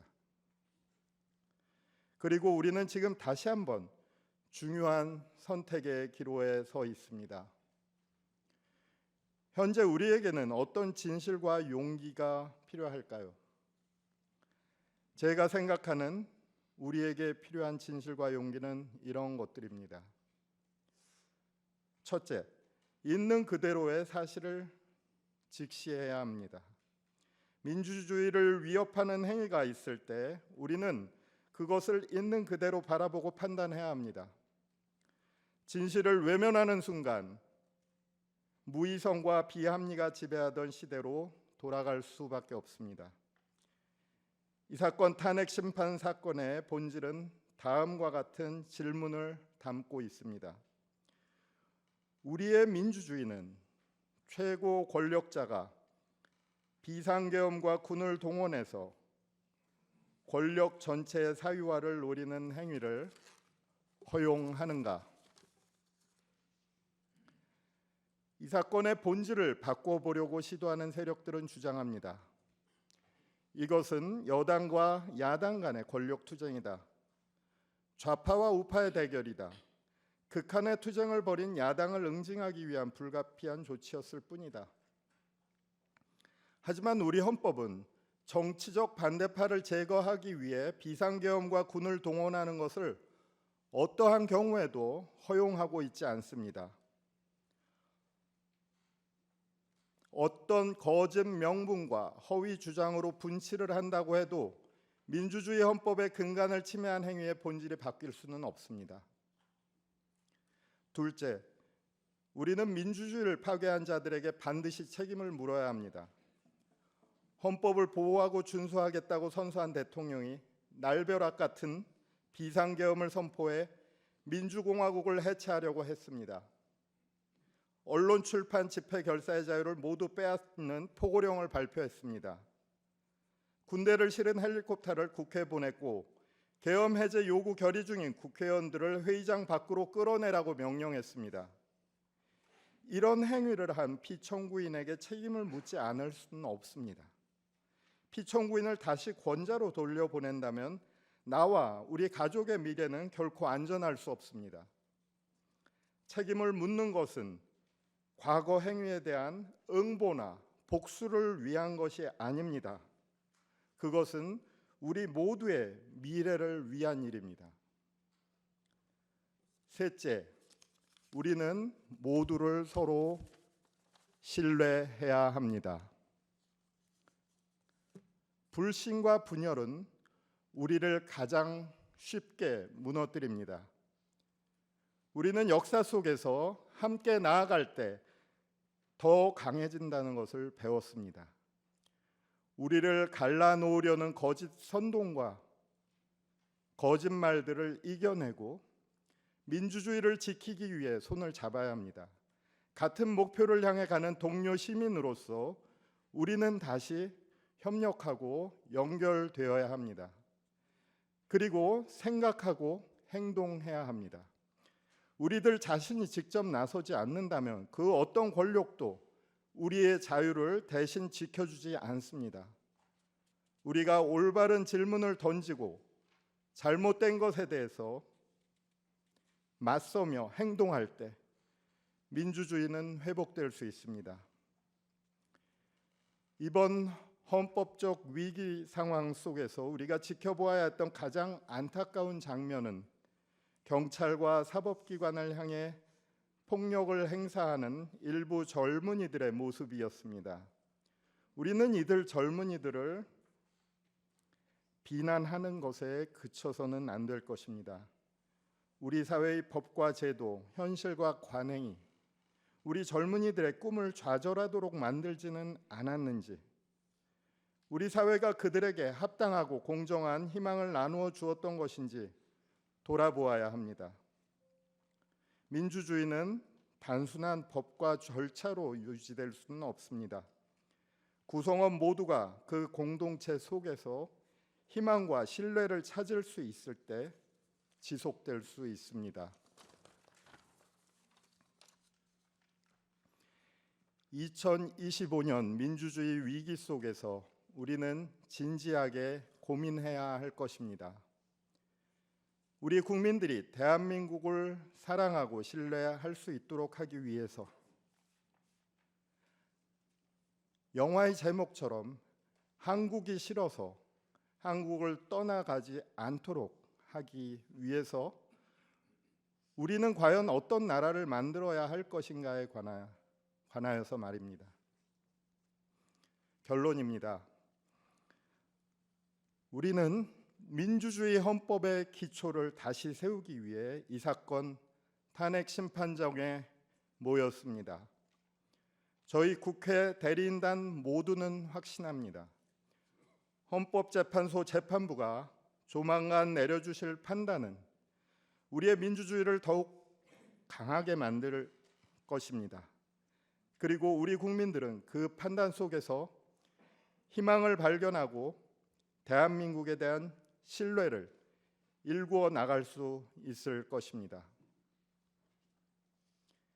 이제 헌법재판소가 결단해야 할 시간입니다. 우리 대리인단 모두는 숨죽여 헌법재판소의 판단을 기다리겠습니다. 그리고 국민들과 함께 간절한 마음으로 헌법재판소의 정의로운 판단을 기도하고 염원하겠습니다. 감사합니다.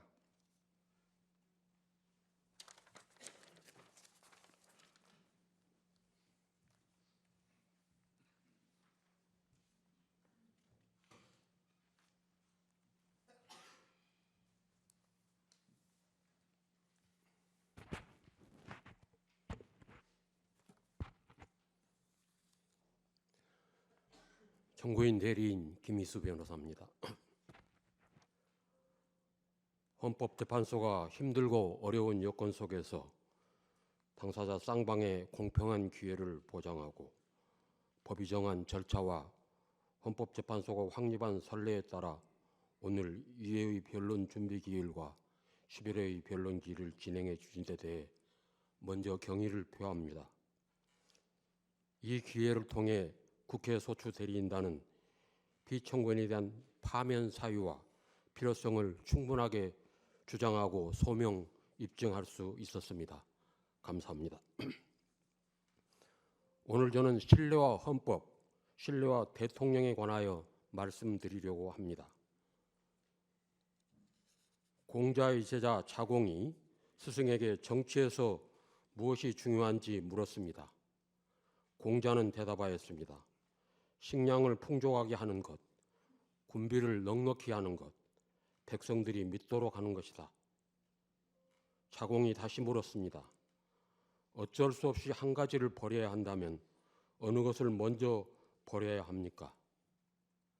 군대를 버린다. 자공은 또다시 묻습니다. 또 한 가지를 버려야 한다면 어느 것을 버려야 합니까? 식량을 버린다. 예로부터 죽음은 모두에게 있는 것이지만 백성들의 믿음이 없으면 나라는 존립하지 못한다. 논어의 안연편 제7절에 나오는 구절입니다. 우리 국민들에게 정치에서 무엇이 중요한지 묻는다면 어떤 대답이 나올지 궁금합니다. 전쟁과 굶주림에 참혹한 기억을 간직하고 있는 세대라면 아마도 국방이 가장 중요한 것이고 또한 식량이라고 할지 모르겠습니다.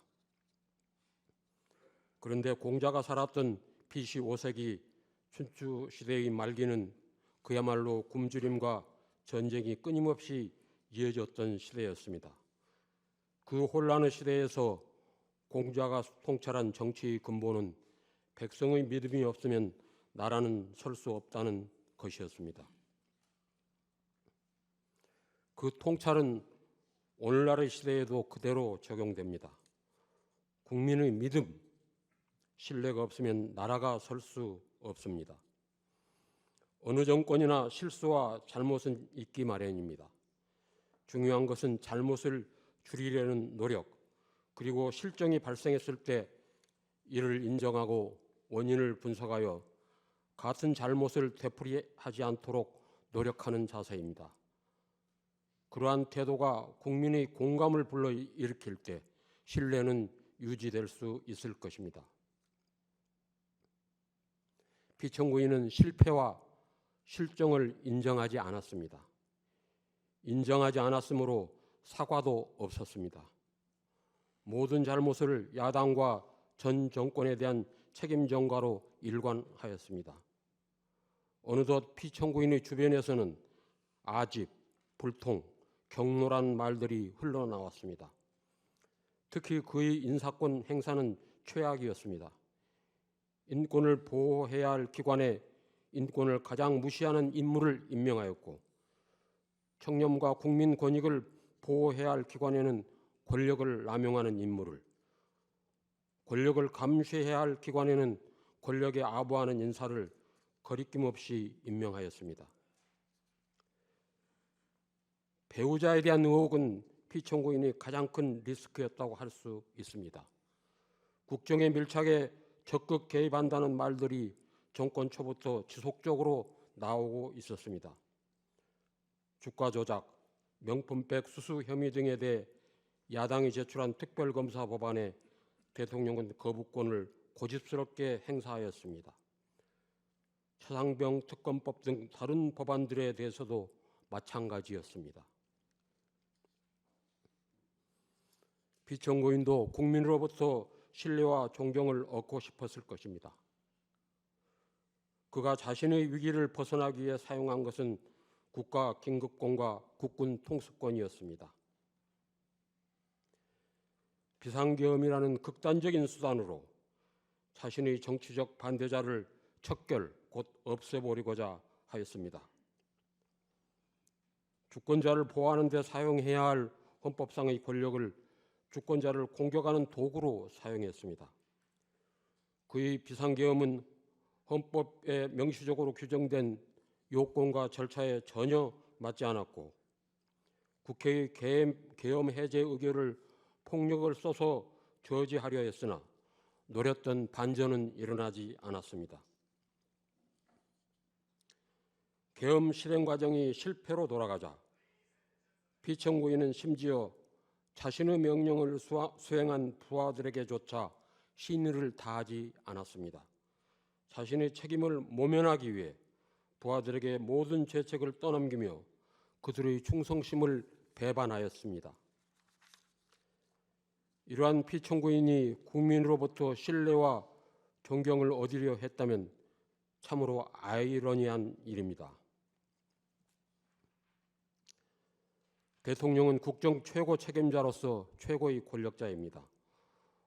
헌법은 대통령이 최고의 권력을 갖고 있기에 그에게 헌법 수호 책임을 부여하고 있습니다. 대통령이 취임식에서 헌법을 준수하겠다는 선서를 하는 순간은 취임식의 하이라이트이며 가장 엄숙한 시간입니다.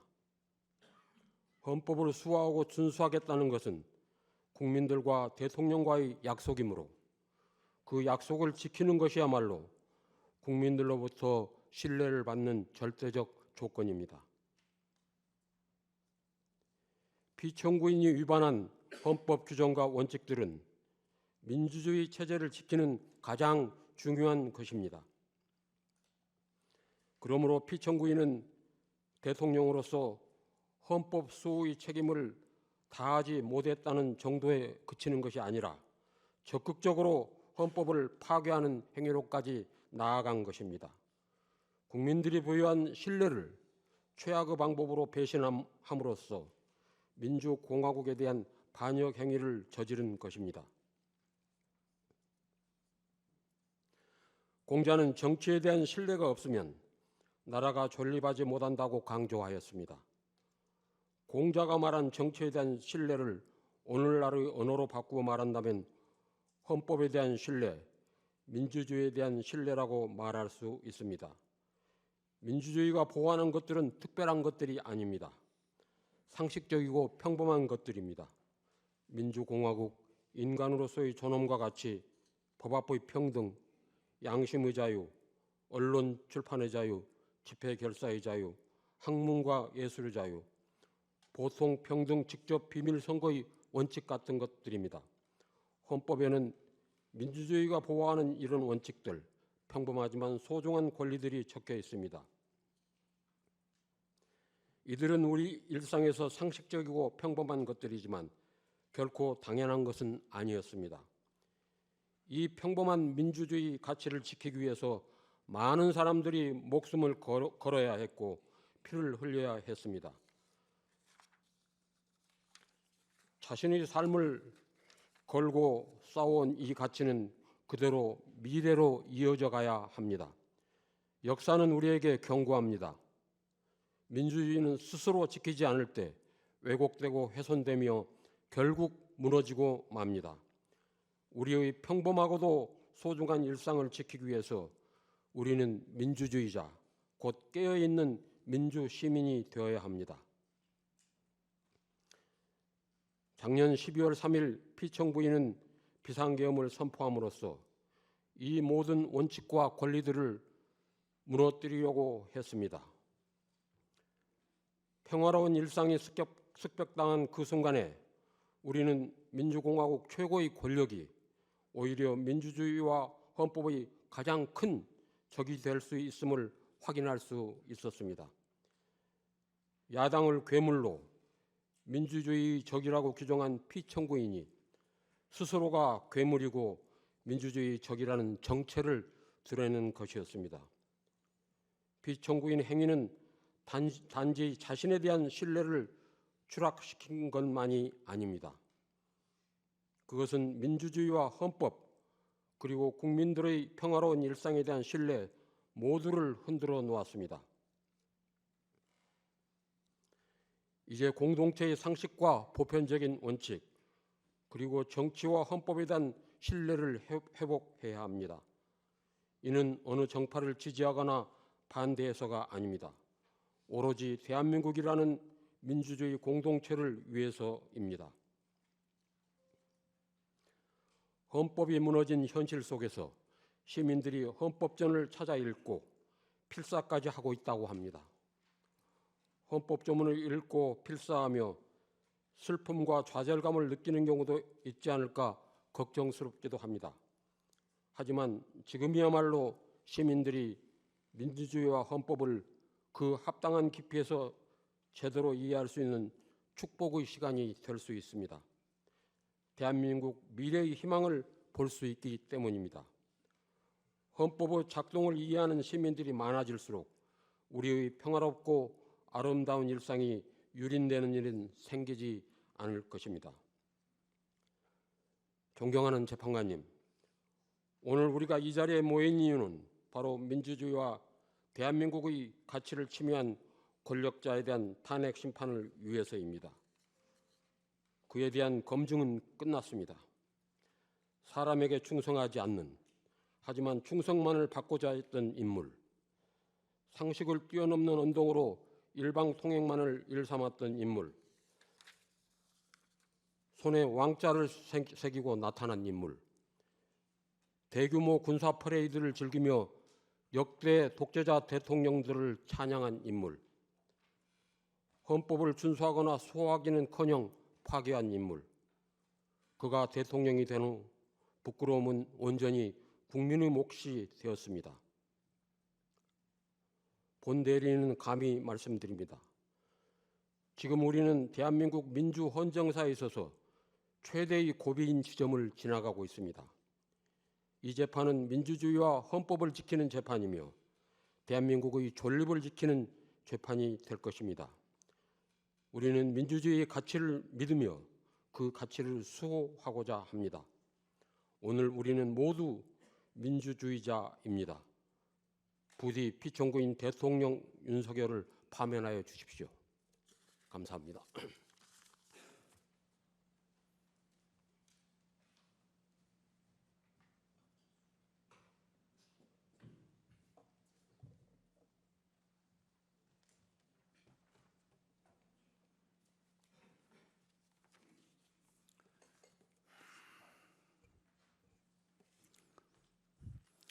정구인의 대리인 송두환입니다. 존경하는 헌법재판소 재판관님들께 이 탄핵 심판 사건에 관한 저희 소견을 말씀드릴 기회를 가지게 된 것을 큰 영광으로 생각합니다. 먼저 지극히 과중한 부담 속에서도 이 사건의 공정하고 신중한 심리에 매진해 오신 재판관님들께 깊은 경의를 표합니다. 피청구인이 지난해 12월 3일 돌연히 비상계엄을 선포함으로써 대한민국이 극심한 혼란과 갈등 상황에 처한 지 이제 84일이 되었습니다. 이 기간 동안의 일들을 돌아보면 참으로 착잡한 심정을 금할 수 없습니다. 피청구인의 계엄 선포 당일 우리 국민들이 느꼈던 황당함과 놀라움, 충격과 공포, 불안과 분노 등 지금도 그 느낌이 생생합니다. 그런데 그날 이후 이 사태에 대한 조사, 수사, 재판이 진행되는 과정에서 피청구인과 그 주변 일부 인사들이 그 당시 우리 모두 TV 생중계 화면으로 목도한 일들까지 부인하며 상식에 반하는 궤변과 책임 회피의 태도로 일관하고 있는 것을 보면서 우리 국민들은 또 다른 고통을 경험하고 있는 것이 현재의 상황입니다. 피청구인이 이른바 친위 쿠데타의 형태로 내란 행위를 벌인 것에 대해서 그 사실관계를 파악하고 그에 합당한 헌법적 대응을 하고자 하는 것이 바로 이 탄핵 심판입니다.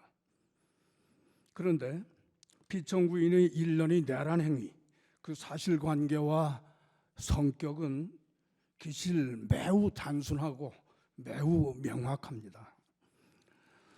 헌법 제77조 제1항에서 말하는 전시사변 또는 이에 준하는 국가의 비상사태도 아니었고 병력으로서 군사상 필요에 응하거나 공공의 안녕 질서를 유지할 필요가 있을 때도 아닌 것이 객관적으로 명백한 상태에서 피청구인이 지극히 주관적인 판단 그리고 도저히 동의할 수 없는 동기와 목적으로 느닷없이 비상계엄을 선포하고 그 과정에서 적법한 국무회의 심의 및 부서 등 절차를 갖추지도 않고 헌법 제77조 제4항에 따라서 지체 없이 국회 통과할 의무도 이행하지 않은 것은 물론 국회의 계엄 해제 요구 의결을 불가능하게 하기 위하여 국회의 활동 등 일체의 정치 활동을 금하는 내용의 계엄 포령을 발령하고 국회의원의 국회 출입 통제 및 체포를 위한 병력을 출동시키는 등 일련의 내란 행위를 함으로써 헌법과 법률을 위배했다는 사실은 이 탄핵 심판 사건에서의 증거조사 그리고 그와 관련된 수사 및 조사 과정에서 이미 명백하게 드러났습니다. 이 부분은 저희들이 여러 증거도 제출한 바가 있어서 이 점에 관하여는 더 이상 중복하여 말씀드리지 않겠습니다. 다만 이 사건을 우리가 어떤 시각으로 바라볼 것인지 그 성격을 어떻게 규정해서 어떤 헌법적 대응을 할 것인지에 관한 의견을 말씀드리고자 합니다. 가장 먼저 이와 같은 피청구인의 행위에 있어서 그 위헌 위법의 정도, 위헌 위법의 중대성을 어떻게 평가할 것인지에 관한 것입니다. 이 점과 관련해서는 한 개의 질문 또는 의문이 떠오릅니다. 과연 이 사건에서의 위헌 위법보다 더 중대한 위헌 위법 사유가 과거이든 미래이든 있을 수 있겠는가 하는 것입니다. 2004년 노무현 대통령 탄핵 심판 사건에서의 탄핵소추 사유는 요컨대 기자회견에서 특정 정당을 지지한 대통령의 발언이 공무원의 정치적 중립 의무에 위반되는지 여부였고, 2017년 대통령 박근혜 탄핵 심판 사건에서의 소추 사유는 어떤 특정 민간인의 국정 개입을 허용하고 권한을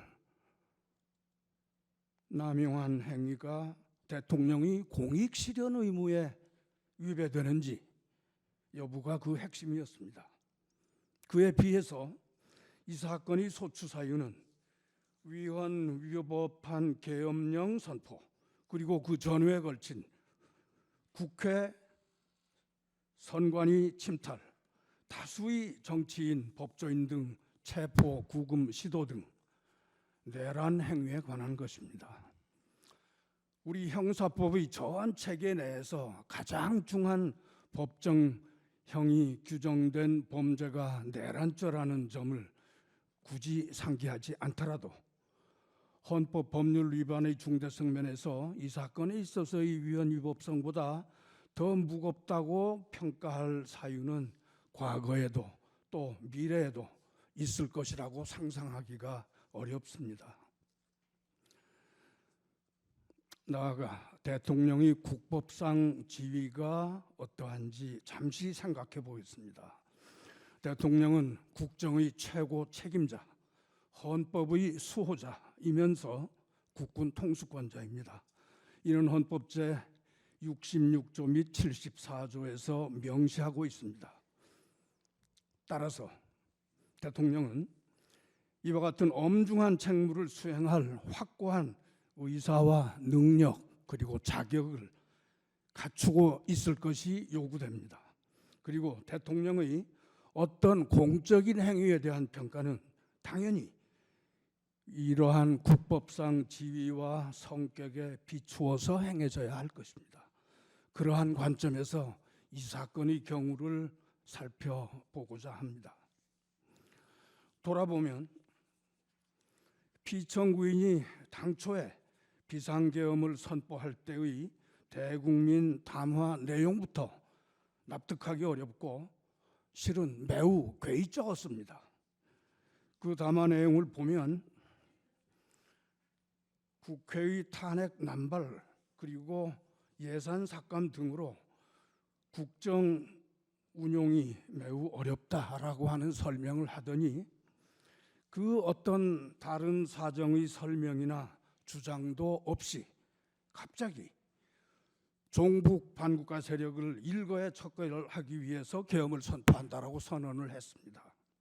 이 대목은 피청구인이 그와 다른 정치적 견해를 가졌거나 또는 대통령이 국정 운영에 협조하지 않는 자는 그것만으로도 종북 반국가 세력으로 인식하고 있다는 것을 드러내고 있습니다.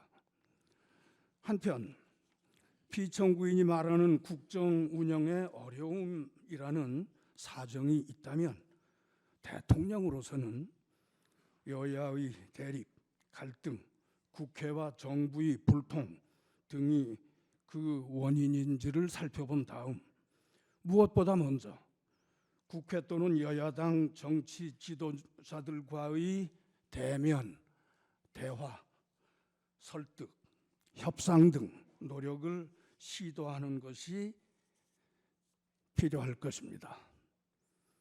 그리고 이러한 경우의 필요에 대비하여 헌법은 제81조에서 대통령은 국회에 출석하여 발언하거나 서한으로 의견을 표시할 수 있다라는 규정까지 두고 있습니다. 그런데 피청구인은 이러한 노력은 전혀 하지 아니한 채 상대당과의 대화, 대면 등을 완강하게 거부하고 불타협의 자세를 완고히 유지하던 끝에 난데없이 비상계엄을 선포하는 동시에 병력을 국회에 출동시켰던 것입니다. 이는 피청구인이 국정의 최고 책임자 그리고 헌법의 수호자로서의 지위와 책무에 대한 인식을 하지 못하고 있다는 것을 여실히 보여주는 것입니다. 한편 피청구인은 적어도 지난해 봄 이후 정, 관, 군의 측근 인사들과 대화하면서 국정 운영의 어려움을 해소하는 방안으로 비상대권을 여러 차례 운유하였다는 것이 드러나고 있습니다. 이 또한 매우 우려되는 대목입니다. 비상대권이라는 용어는 중세 시대 이후 서구의 이른바 절대왕정 시대 또는 왕조 시대에 존재했던 개념으로 근현대 국민 주권 국가의 헌법에서 엄격한 요건과 절차에 따라 제한적으로 인정되는 국가 긴급권과는 그 발상의 기초가 다른 것입니다. 그리고 피청구인은 실제로 이 사건 비상계엄의 선포 및 일련의 내란 행위를 함에 있어서 헌법과 법률에 정한 실체적 또는 절차적 요건 등을 전혀 괴념하지 않고 함부로 진행한 것으로 드러나고 있는데, 이는 피청구인이 과거 절대왕정 또는 왕조 시대의 비상대권 개념에 함몰되어서 현대 국민주권 국가의 대통령직에는 전혀 맞지 않는 그런 시대착오적 인식을 가지고 있다는 것을 보여주는 것입니다. 이러한 점에서 피청구인은 헌법 수호자로서의 의사와 능력, 자격, 나아가 국군 통수권을 보유하고 행사할 능력과 자격을 갖추었다고 도저히 볼 수 없습니다. 또 한편 피청구인은 비상계엄 선포 당시 최우선적으로 선거관리위원회의 군병력을 출동 침투시켜 제압하고서도 이제 와서는 부정선거 음모론을 믿었던 것은 아니다. 단순히 선거관리 시스템 점검을 하고자 했던 것이다 라고 주장하고 있는데, 그러한 선거관리 시스템의 점검이라면 대통령의 통상적인 행정권한 행사로 충분히 가능한 것이므로 결국 이는 피청구인 스스로 병력을 출동시켜야 할 국가 비상사태는 아니었다라는 것을 자백한 것과 같습니다.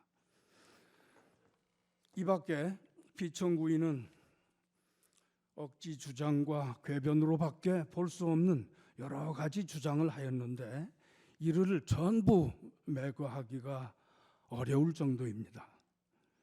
피청구인은 계엄 선포 당일 군인들이 국회에 출동 진입을 했으나 그로 인한 무슨 유혈 사태가 발생하지는 않았고 오히려 군인들이 국민들로부터 폭행을 당했다라고 주장하였는데, 이는 마치 야간 주거 침입 강도범이니 그 강도범을 집에서 밀어내려고 한 집주인을 폭행범으로 몰아붙이는 것과 똑같습니다. 우리 국민들은 만약에 12월 3일 그날 밤 민주시민 의식이 있는 국민들이 즉시 국회 주변으로 달려가 계엄군의 국회 진입을 막아서지 않았더라면, 또 현장에 출동한 군인들이 그 제복 속에 소중히 간직하고 있던 민주적 양식과 양심에 따라 피청구인의 불법적 명령에 소극적 저항을 벌이지 아니하였더라면, 그리하여 피청구인의 의도와 계획이 그대로 진행되었더라면 그 후 얼마나 끔찍한 사태가 벌어졌을지 상상하면서 지금도 몸서리를 치고 있습니다. 그런데도 피청구인은 세상에 2시간짜리 계엄이라는 것이 있는가? 의원 등 체포 또는 유혈 사태가 실제 발생하지 않았으니 아무 일도 일어나지 않은 것, 국회의 해제 요구 의결을 당연히 예상한 경고용 계엄, 심지어는 계몽령 운운함으로써 차마 할 말을 잃게 하고 있습니다. 그러나 단언컨대 우리 국민들은 이 사건 비상계엄과 탄핵 심판의 전 과정을 비상한 관심으로 지켜보고 있습니다. 그리고 피청구인 측이 어떤 궤변을 농하더라도 그 허구성, 그 허위성을 간파할 능력이 있으며 따라서 그에 현혹되지 않을 것입니다.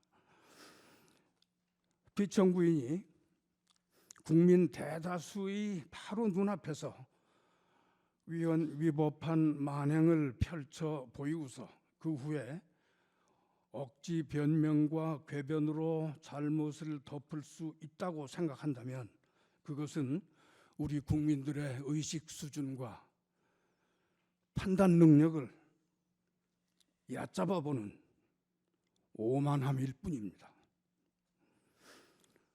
존경하는 헌법재판관님, 피청구인이 나름 상당한 기간에 걸쳐 이 사건 비상계엄 및 1년의 내란 행위를 계획해 왔으나 정작 그 실행 과정에서 예상치 못했던 변수들로 인하여 당초의 목적을 달성할 수 없게 되었던 것이다 라고 하는 객관적 상황이 충분히 밝혀진 상황입니다.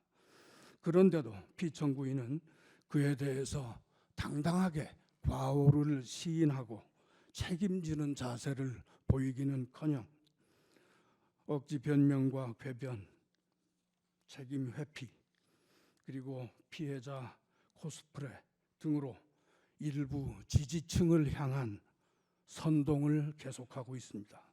그리하여 우리 사회는 최근 2개 진영으로 나뉘어서 상대 진영에게 증오와 분노의 언어를 쏟아내고 있습니다. 그리고 피청구인은 그러한 혼란 상황을 이용하여 다시 한번 정치적 반대자들을 반국가 세력으로 몰아서 일거에 척결할 기회를 갖고자 골몰하고 있는 것으로 보입니다. 그러나 광인에게 다시 운전대를 맡길 수는 없습니다. 또한 증오와 분노로 이성을 잃은 자에게 다시 흉기를 쥐어줄 수는 없습니다. 헌법 수호자로서의 책무를 망각하고 헌법 규정과 그 정신에 역행하여 헌법과 헌정 질서를 공격하고 그러한 목적으로 국군 병력을 함부로 동원해서 헌법기관과 헌법 체계를 공격함으로써 헌법 수호자 겸 국군 통수권자로서의 능력과 자격이 없음을 스스로 증명한 사람을 대통령직에 복귀하게 할 수는 없습니다. 피청구인의 무모하고 무도한 행위를 그 행위로 인한 헌정 질서의 위기, 그로 인한 현재의 혼란과 갈등, 반목, 적대의 상황을 가장 빠르게 극복하기 위한 노력을 서둘러야 할 것입니다. 한 걸음 더 나아가서 오늘이 이 탄핵 심판은 단순히 피청구인 한 사람의 대통령직 유지 여부를 가리는데 머무르지 않습니다. 이것은 우리 헌법이 존엄을 지키고 우리 민주주의 가치를 수호하며 입헌민주공화국 대한민국의 헌정질서와 법치주의 장래를 결정짓는 중대한 재판입니다. 우리의 입헌민주주의는 이제까지 여러 차례 위기를 경험한 바 있었으나 그때마다 우리 국민들은 용기와 지혜로 이를 극복해 왔습니다. 우리의 역사는 그 고통스러웠지만 위대했던 그 발걸음을 기록하고 있습니다. 이 사건 탄핵 심판은 우리 국민들이 다시 한번 민주 헌정 질서의 위기를 넘어서 민주주의를 회복하는 역사의 한 장면으로 남을 것입니다. 존경하는 헌법재판관님, 이제 우리 헌법이 그 스스로 헌법 및 헌정 질서의 수호 장치로 마련해 둔 이 탄핵 심판 제도를 통하여 피청구인의 비상계엄 선포와 일련의 내란 행위의 위헌 위법성을 분명하게 공권적으로 확인 선언하고 피청구인을 대통령직에서 확정적으로 배제하여야 합니다. 그것이 헌법의 명령, 국민의 명령, 역사의 명령이라고 생각합니다. 존경하는 헌법재판관님, 이러한 점을 고려하셔서 피청구인을 대통령직에서 마땅히 파면하여